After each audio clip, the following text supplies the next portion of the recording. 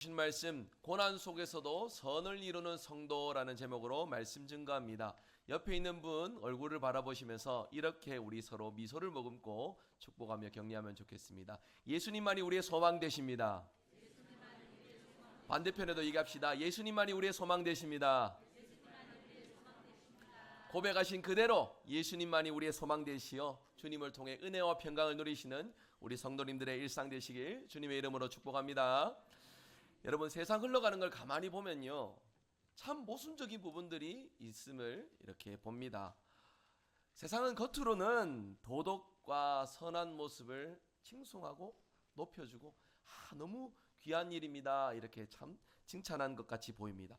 그런데 여러분, 잘 보시면 성경이 말하는 참된 선을 행하는 자에 대해서는요, 세상이 환영하기보다는 비웃거나 조롱하거나 심지어는 핍박하는 그런 경우들까지 종종 생기곤 합니다. 직장에서 정직하게 업무를 보는 사람, 하나님께서 주신 참된 선을 삶의 자리에서 행하는 그 사람을 두고서 세상은 뭐라 말합니까? 융통성 없는 사람이다 말합니다. 사업터에서 불법과 타협하지 않고 정직하게 사업체를 운영하시면은요, 막대한 경제적 손실도 감내해야만 합니다. 하나님의 말씀대로 거룩함을 추구하며 일상에서 정직하게 참된 선을 나타내며 살아가려면 우리는 종종 시대에 뒤떨어지는 편협한 사람, 이런 식으로 매도되고 뭔가 세상 속에서 분란을 일으키고 문제를 일으키는 그런 사람으로 취급받기도 합니다. 그렇게 여러분, 세상 속에 성도로 살아가는 것이, 참된 선을 행하는 것이 얼마나 고되고 고독하고 어려운 일이겠습니까? 그런데 여러분, 우리가 겪는 이 고독과 어려움들은 새로운 것이 아닙니다.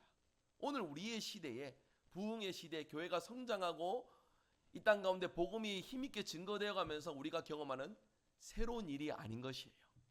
초창기 때에도 예수님께서 이 땅 가운데 오심으로써 전해지는 그 모든 복음의 여정에는 항상 이 고독함과 괴로움이 따랐습니다. 베드로 사도가 오늘 말씀을 기록했을 때에도 소아시아에 흩어져 있던 초대교회 성도들이 직면했던 현실은 너무나도 가혹했습니다. 그들이 세상 속에서 불법을 저질렀겠습니까? 아닙니다.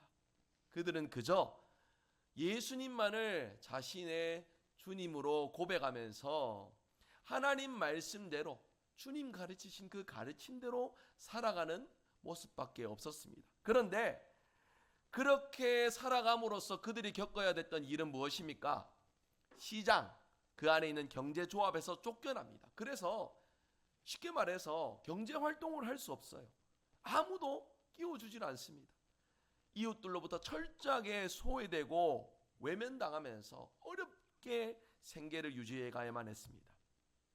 그 정도가 아닙니다. 심지어는 원형 경기장에서 사자들의, 짐승들의 먹이가 되거나 불에 태워지면서 그들의 고귀한 목숨이 세상 사람들의 놀이개처럼, 여러분 이거 아시죠? 손가락 올리고 내리고 그런 식으로 놀이개처럼 그들의 목숨이 다루어지면서 그들의 존엄성까지도 상실하게 되고, 정말 인간이 겪을 수 없는 그 비참한 상황까지 겪어야만 했다는 것입니다. 이처럼 참혹한 고난의 한복판에서 베드로 사도는 성도들을 향하여서 그럼에도 힘있게 외칩니다. 우리 한번 베드로 사도가 외쳤던 그 외침을 한번 같이 따라서 한번 외쳐보면 좋겠습니다. 한번 오늘 말씀 이제 읽지는 않았지만 17절 말씀인데요, 한번 따라서 봅시다. 선을 행함으로 고난받는 것이 하나님의 뜻일진데 악을 행함으로 고난받는 것보다 나으니라. 여러분 이렇게 고백하십니까? 이렇게 고백하는데 여러분, 고백 이후에 세상 가서도 이 고백대로 살아가려고 하니까 아득하시죠? 선을 행함으로써 고난받는 것이 하나님의 뜻이라면 기꺼이 감내하겠는데, 감내해야 되는데 만만치 않다는 것이죠. 우리가 때로는 은혜 받아서 이제 선한 일을 행하겠습니다, 흔들림 없이 이 길을 가겠습니다 다짐하고 결단하지만 세상은 우리의 그 결심을 끊임없이 흔들고 끊임없이 그 고백을 빼앗으려 들려고 우는 사자와 같이 우리에게 달려드는 것들을 경험합니다. 여러분, 그러나 우리가 다시금 기억해야 되는 것은, 우리가 방금 고백했던 이 고백, 선을 행함으로 고난받는 것이 하나님의 뜻일진데 악을 행함으로 고난받는 것보다 훨씬 낫다라는 이 우리의 외침, 세상의 이치로는 도무지 이해할 수 없는 역설과도 같은 겁니다. 고난을 피하기 위해 적당히 세상과 타협하고 신앙의 색깔을 감춘 채 적당히 세상 흐름대로 묻어가면서 살아가는 것이 훨씬 지혜롭고 효율적이고 합리적으로 보이는 이러한 시대의 흐름에서 오늘 말씀은 왜 우리에게 끝까지 선을 행해야 된다 말씀하고 있을 거예요. 오늘 우리가 함께 읽은 베드로전서 3장 18절에서 22절 말씀은 우리가 억울한 이 고난의 상황 중에서도 결코 선을 포기하지 않고 끝까지 우리는 행할 수 있다라는, 행해라라는 명령 정도가 아니라 우리가 그런 삶을 살아갈 수 있다라는 확증된 선언을 우리에게 들려주고 있습니다. 성도 여러분, 성경은 인간의 어떠한 도덕적인 수고와 노력으로 탁월한 의지에서 선을 이룰 수 있다라고 말씀하지 않습니다. 성경은 우리에게 선을 행할 수 있는 유일한 근거는 그리스도께서 행하신 구속의 사역과 하나님의 절대 주권을 통해서 우리가 선한 일을 이룰 수 있는 존재한 자가 될 수 있다 선언하고 있습니다. 오늘 말씀을 통해서 여러분 우리 일상을 한번 돌이켜 보십시오. 얼마나 고단합니까? 성도로 살아가기 참 힘든 시대 아닙니까? 그런데 여러분, 세상도 화려해 보이는 그 세상의 단면을 보시면 세상도 참된 길을 찾지 못해서 이리저리 휘청이고 있습니다. 우리나라가 너무 많이 들으셨으니까 그렇게 놀랍지도 않으실 거예요. 근 20년 동안 세계에서 요즘 올림픽이 대세니까 막 1등 하면은 참 이렇게 위대해 보이고 그렇잖아요. 정말 부끄러운 어떤 사실로서 우리나라가 근 20년 동안 계속해서 1위 하고 있는 사실이 뭐냐면 자살률 1위. 그런데 여러분, 10대에서부터 40대까지 압도적으로 사망률 1위가 자살인 거 아십니까? 이렇게 말하니까 체감이 안 되시죠? 좀 찾아봤습니다. 하루에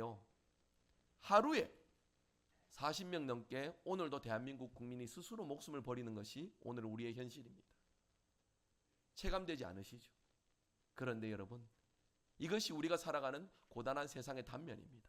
그래서 세상은 자기 만족과 쾌락을 주제로서 열심히 더 가지고 누리고 쟁취하고 올라가면은 그러한 모든 세상의 고단함 속에서 자유할 것이다 말하지만은 바닷물을 마시는 것과 같습니다.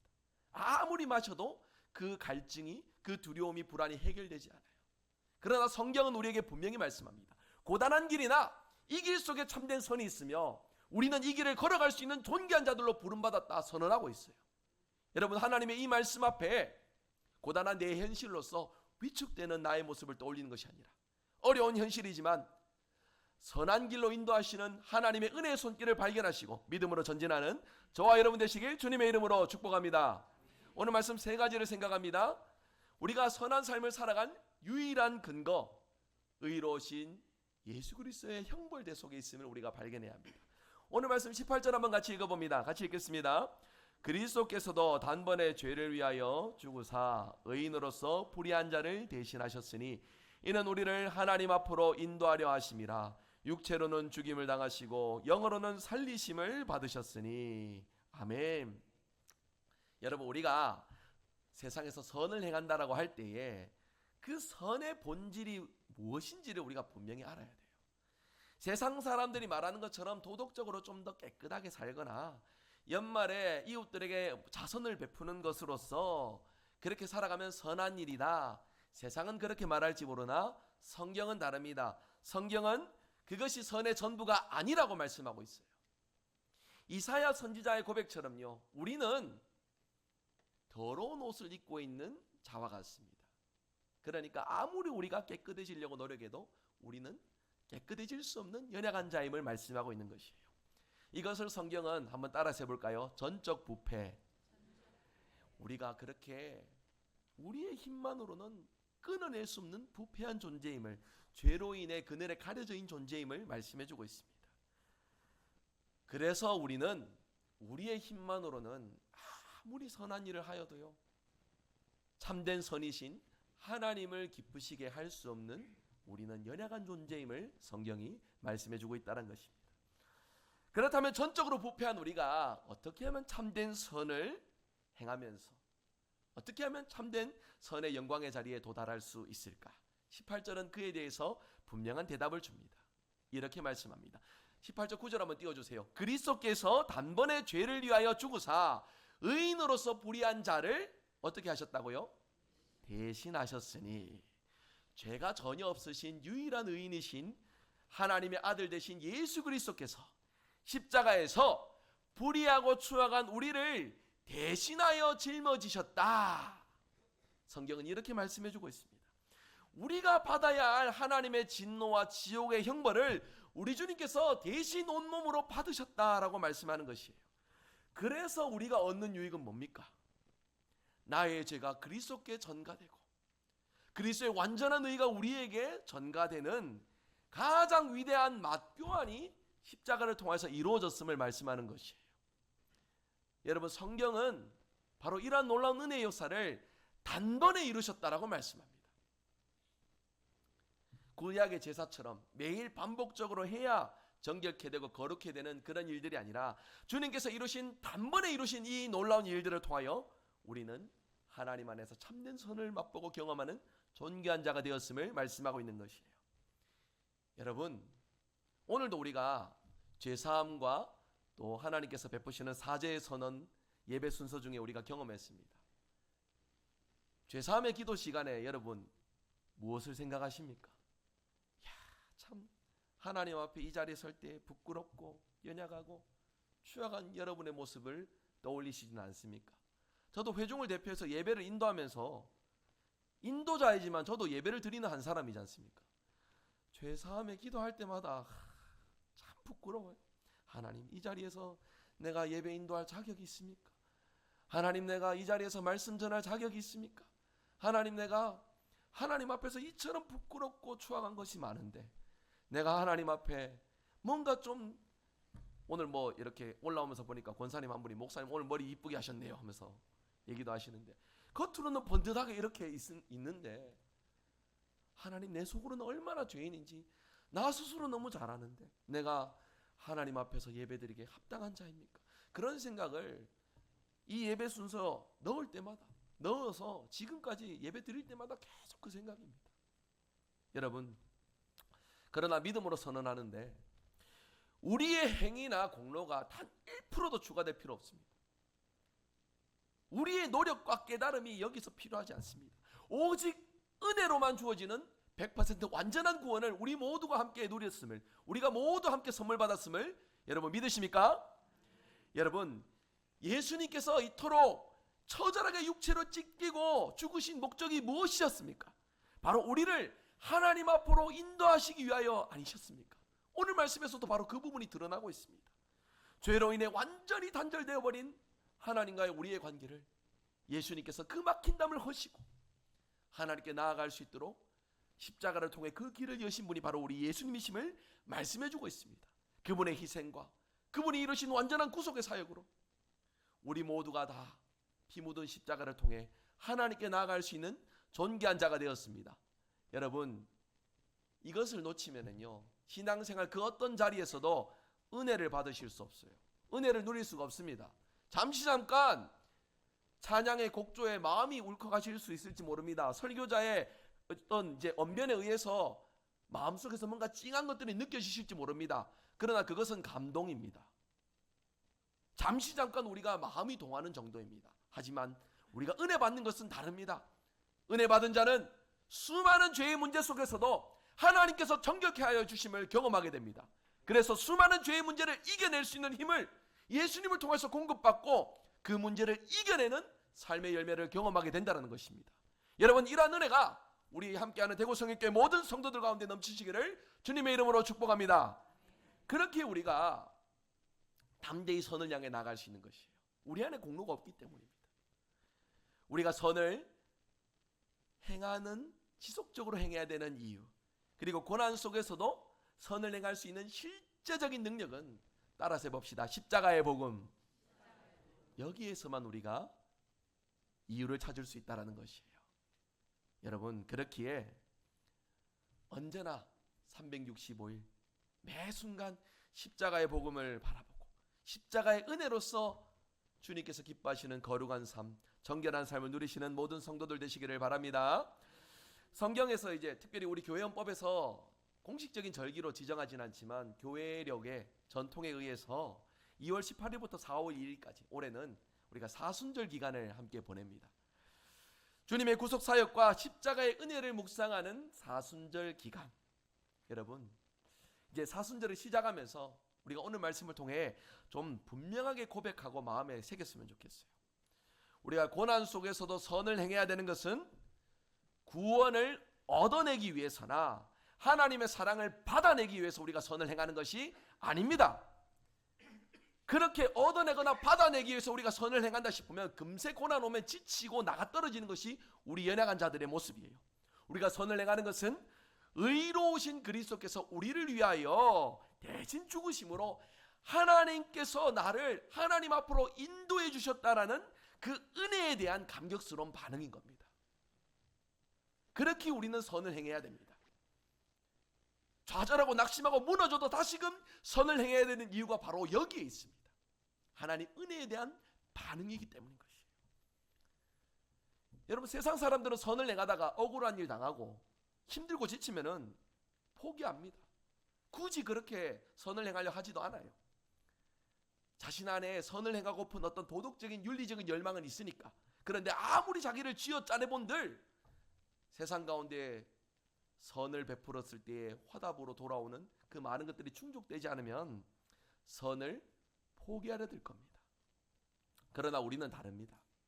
아무리 우리의 생명을 뺏어가는 어떤 고난 중에도 선을 포기할 수 없습니다. 왜 그렇습니까?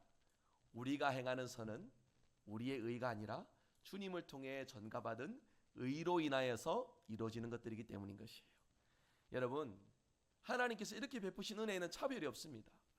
신앙생활을 오늘 결심하여 시작했건 몇십 년 동안 신앙생활을 했건 조건 없이 값 없이 다 베풀어 주신 것이 바로 하나님의 은혜인 것이에요. 여러분, 그 은혜로서 우리가 하나님 안에서 선한 자로 살아가게 되고 우리 안에서 참된 선을 행하게 되고 그래서 나를 통하여 세상 가운데 하나님의 은혜가 흘러넘치게 되는 참된 선의 역사가 나타나게 되는 것입니다. 여러분, 이 사실을 반드시 명심할 수 있길 바랍니다. 세상은 우리로 하여금 네가 무슨 선한 일을 하느냐, 전에도 그렇게 결심했지만 작심삼일 아니었냐, 이런 식으로 계속 거짓된 목소리로 우리의 선한 길을 가로막으려 들려합니다. 그러나 여러분, 속지 마십시오. 세상의 그런 말에 참소당하고 무릎 꿇고 좌절하고 낙심하지 마십시오. 그 대신 우리가 주목할 것은 무엇입니까? 십자가의 은혜입니다. 십자가의 은혜만이 우리가 참된 선을 행할 수 있는 유일한 근거이며 이 땅 가운데 세상의 것으로는 만족할 수 없으나 주님의 것을 통하여 영원한 만족을 누릴 수 있는 참된 신앙의 제목이 되는 것입니다. 이 사실을 믿으십니까? 그러한 믿음의 고백 가운데 여러분 삶 가운데 선을 행하는 이 귀한 일에 포기와 낙담이 아니라 어떤 고난 앞에서도 더욱 힘있게 선한 일을 감당하시는 은혜의 역사가 나타나는 우리 모든 성도들 되시길 주님의 이름으로 축복합니다.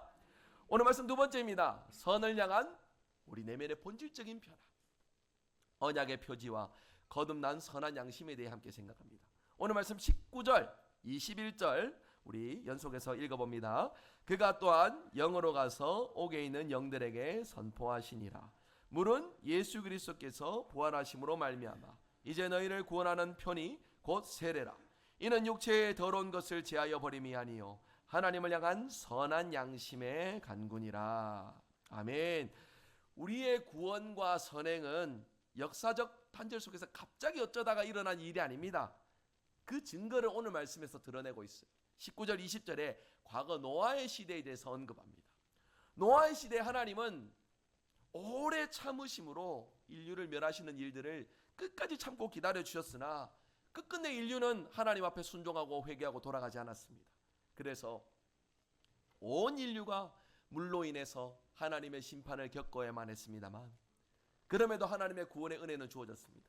방주에 탄 8명은 그 심판의 물을 통과하여 구원을 받을 수가 있었습니다. 여러분, 노아의 방주 이 사건에서 방주는 장차 오셔서 우리를 진노의 심판으로부터 완벽하게 보호하실 예수 그리스도를 미리 예표하는 예표의 상징입니다. 21절에 이 노아의 홍수 사건을 신약 성도들이 받은 세례와 연결해서 말씀하고 있는데, 여러분, 우리 개혁주의 신앙, 우리 기독교 신앙에서는요, 세례를 단순히 어떤 의식과 행위 정도로서만 이렇게 가지는 것이 아닙니다. 로마 가톨릭은 그들의 어떤 교리와 전통에 의해서 행위와 의식처럼 이렇게 되어가는 흐름들이 있습니다만, 우리는 세례를 통해서 하나님이 예수님을 통해서 우리에게 베풀어 주신 구원의 은혜를 우리 눈으로 보고 확증해 주는 은혜의 방편이 된다라는 것이에요. 하나님의 언약을 보여주는 표이자, 그 언약이 확증적으로 우리에게 이루어졌다는 것을 선언하는, 도장 찍어주는 인과도 같은 표와 인이 되는 것입니다. 오늘 말씀도 명확히 사실을 증거합니다.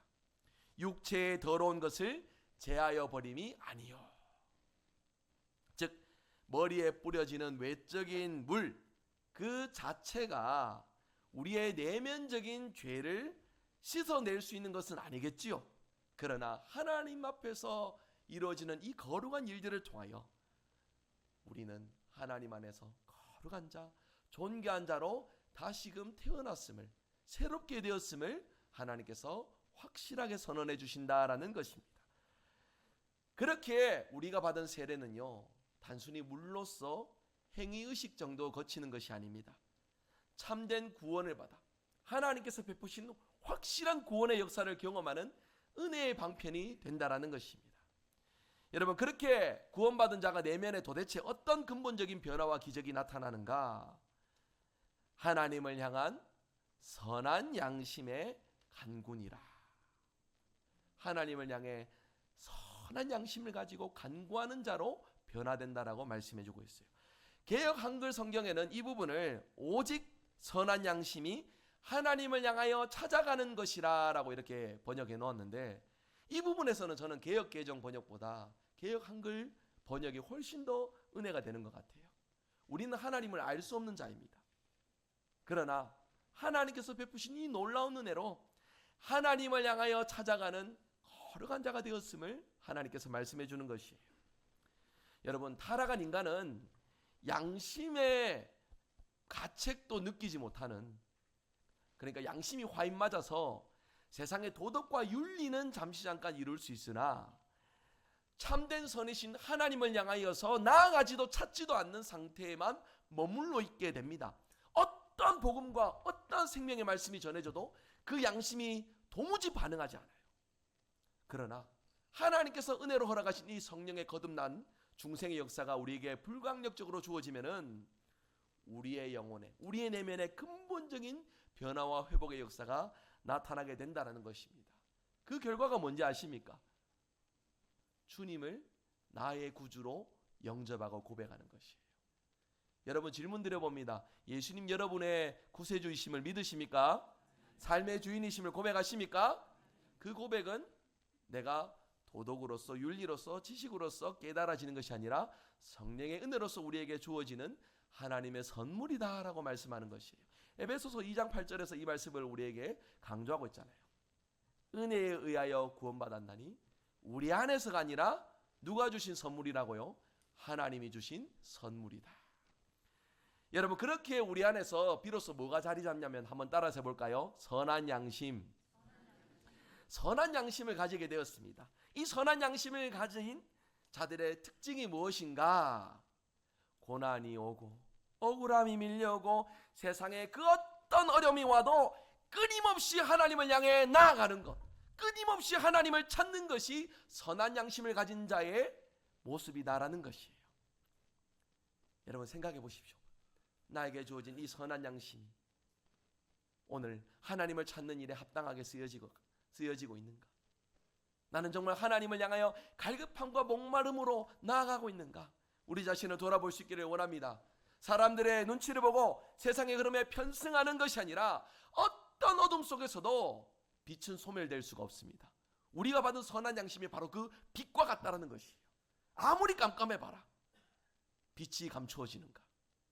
바로 그 논리로서 선한 양심을 받은 우리가 하나님께서 맡기신 선한 삶을 감당해낼 수 있다라고 성경은 말씀해주고 있는 것이에요. 여러분, 베드로 사도가 편지했던 이 편지의 맥락을 잘 보시면요, 성도들이 예수님을 믿고 선을 행하다가 억울하게 감옥에도 가고 재산도 몰수당하고 목숨까지 잃는 참담함이 지금 펼쳐지고 있는 그때입니다. 베드로 사도가 이 편지를 보내면서 그 마음이 어땠을까요? 우선적으로는 정말 피를 토하고 싶은 심정이었을 겁니다. 얼마나 억울했을까 싶은 그런 애절함이 있을 겁니다. 그러나 그럼에도 성도들에게 이렇게 권면합니다. 여러분이 받았던 그 물세례를 기억하십시오.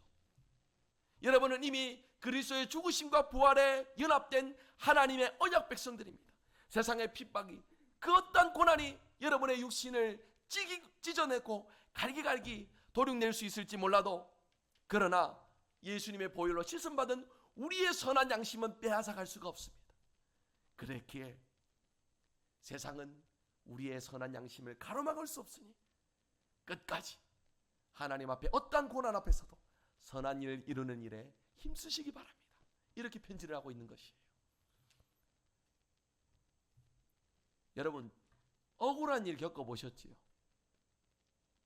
1차적으로 억울한 일 앞에 우리가 드는 감정이 뭘까요? 죄송합니다, 이런 표현을 설교단에 써서 미치고 팔짝 뛰지 않겠습니까?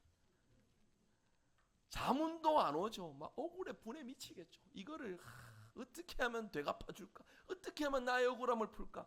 여기서 우리가 1차적으로 매일 수밖에 없는, 우리는 너무 연약한 자입니다. 그런 우리의 연약함을 떠올려 보면은 오늘 말씀에 고난 속에서 선을 지속한다라는 거 우리는 불가능합니다. 억울함의 분노가 치밀러 오고 당장이라도 그 세상의 흐름에 타협하고 싶은 욕구들이 샘솟는 것이 우리의 솔직한 모습입니다. 여러분, 그러나 하나님은 우리를 그냥 그렇게 내버려 두지 아니하세요.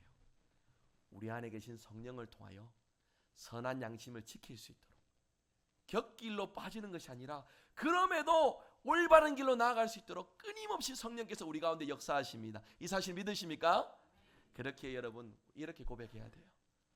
성령님, 따라서 해볼까요? 성령님, 나를 도와주소서, 나를 붙들어 주소서. 날마다 이렇게 고백해야 흐트러짐 없이 선한 길을 걸어갈 수가 있습니다. 여러분, 그렇게 고백하면서 흐트러짐 없이 선한 일들을 이루시기를 원하십니까?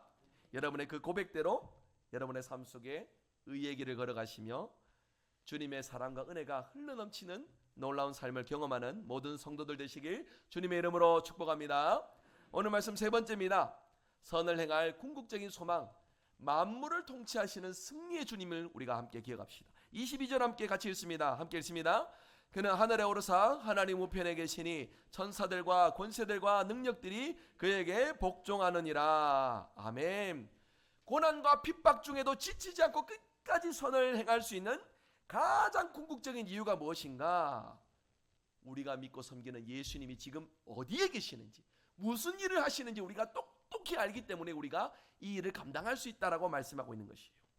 22절은 그리스도의 승귀, 그러니까 부활하시고 하늘에 오르시어 하나님 보좌 우편에 앉으신 주님의 영광스러운 통치를 우리에게 드러내주고 있습니다. 천사들과 권세들과 능력들이 그에게 복종하느니라. 그런데 여러분 생각해 보십시오. 천사들과 권세들, 그러니까 하나님께 속한 성도들만이 주님께 복종할까요?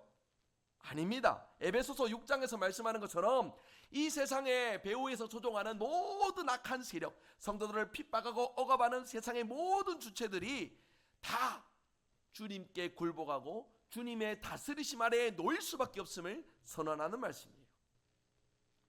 초대교회 성도들의 육신의 눈에 보이는 현실은 참담하고 암울하기 그지없었으나, 그러나 그 순간의 잠깐의 고난일지라도 영원한 승리를 이루시는 주님을 통하여서 그 고난에 주님에 의해 참여하는 자들은 주님께서 눈물을 닦아주시고 승리의 영광의 자리로 옮겨가심을 말씀해주고 있다는 것이에요. 여러분, 이 말씀의 의미가 뭔지 아십니까? 누가 주인인지를 똑바로 알아라는 것입니다.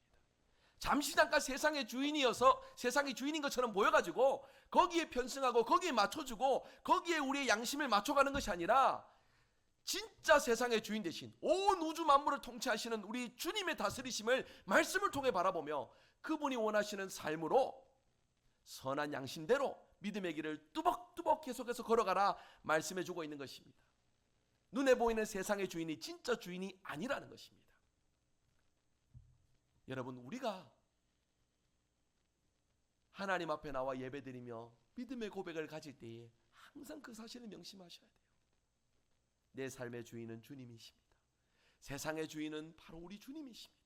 그렇기에 잠시 잠깐 세상에 악이 흥왕하는 것 같으나, 세상의 어떤 기준들이 잘 되는 것 같으나, 하나님 안에서 정직한 자, 하나님 안에서 참된 선을 행하는 자가 진정한 승리를 맛보게 됨을 성경은 우리에게 말씀해 주고 있습니다. 여러분, 이 사실을 믿으십니까?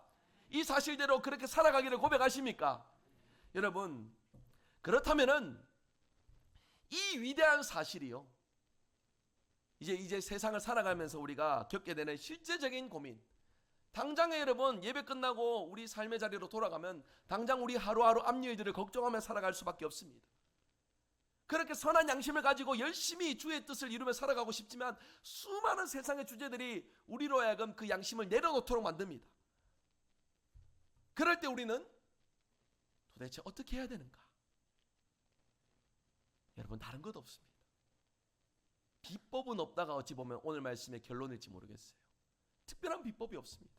이 고난을 이겨낼 수 있는 특별한 비법은 없으나 영원불변한 가장 소중한 법칙, 한번 따라서 해봅시다. 주님께 맡깁시다. 주님 뜻에 더욱 힘있게 순종합시다. 이 방법밖에 없어요. 그러나 여러분, 이 뻔한 방법 속에서도 주님은 놀라운 은혜와 변화의 역사, 회복의 역사, 수많은 것들이 우리를 둘러싸고 있지만 길을 여시는 주님의 능력의 역사를 바로 이 고백을 통하여 이루심을 믿으시기를 바랍니다. 그래서 여러분, 이 고백 속에서 우리는 불의한 세상 속에서 흘리는 눈물을 닦아내고 원수 같은 이웃을 용서할 수 있게 되고, 수많은 오해와 상처들 속에서도 우리는 흔들리지 않고 참된 선한 일을 이룰 수 있다라는 것이에요. 여러분, 오늘 말씀을 이제 맺어가면서요, 이렇게 좀 정리하고 싶습니다. 우리가 행하는 선은요, 세상의 패배자들이 막 자기들끼리 믿는 신념 가지고 아둥바둥 발버둥 치는 그런 몸부림 정도가 아닙니다. 세상은 우리의 그러한 선을 행하는 일들에 비웃고 조롱하고 마음껏 핍박하고 쏟아낼 겁니다. 속지 마시기 바랍니다. 베드로 사도는 오늘 말씀을 통해 속지 말라, 세상에 지지 말라, 세상이 우리가 받은 이 거룩하고 놀라운 빛의 열매를 움켜쥐고 살아가는 이 일을 빼앗으려 들려 하나 어떤 순간에도 굴하지 말고 믿음의 정도를 걸어가라 당부하고 있는 것이에요. 왜 그렇습니까? 주님이 모든 것을 아시고 우리를 반드시 승리의 길로 인도하여 주실 것이기 때문인 것입니다.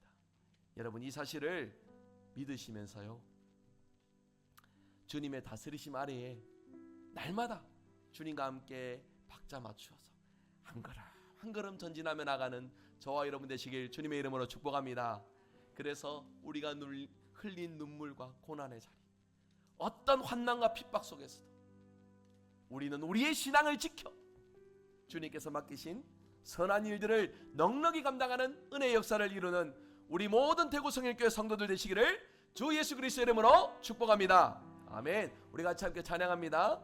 환난과 핍박 중에도 성도는 신앙 지켰네. 우리 이 찬양 같이 함께 고백하며 오늘의 말씀 받은 은혜를 결단하며 나가겠습니다.